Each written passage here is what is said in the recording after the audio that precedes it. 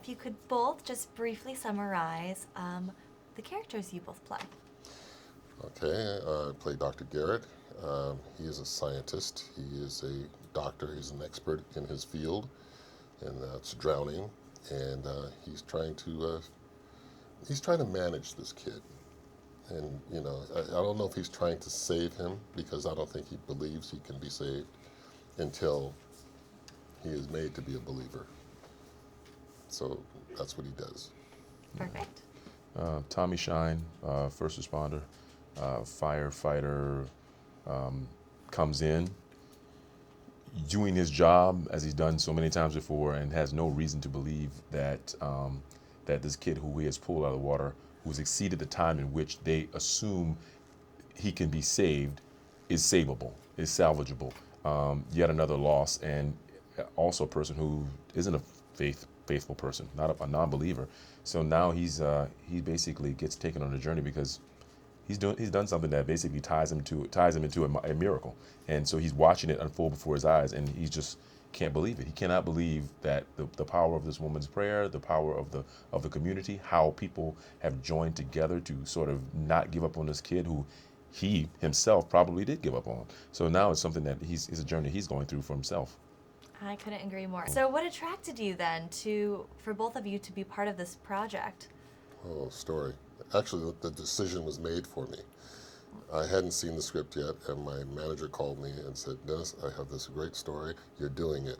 I just want to let you know." Not an option. You're doing it. And I said, "Okay." I had faith enough to know that she wouldn't steer me in the wrong direction. So I said, "All right, I am in. Just send me the script so I can, take a look at it." Oh yeah, I'll send you script eventually. Yeah, she's like eventually. Yeah, when you get on set, they'll be one of your trailer. That's right.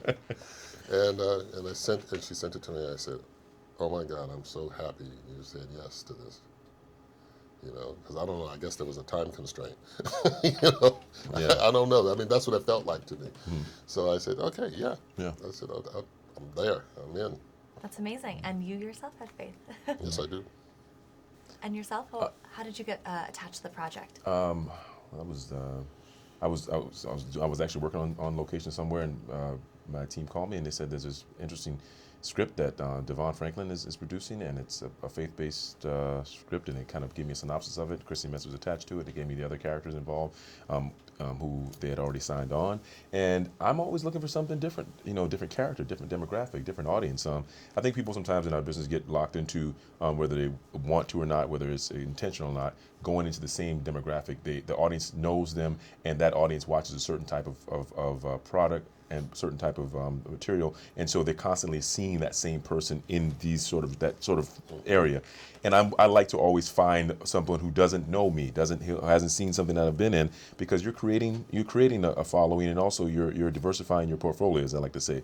So this was that opportunity to do that, and I felt like it would be a success. I thought the team was great, and we have grade A talent, and that's something you can't pass up on.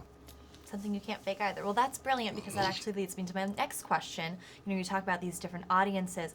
What would you say to someone who wasn't religious per se to come and see the film as to why they should see it? You're coming to see a good story, yeah.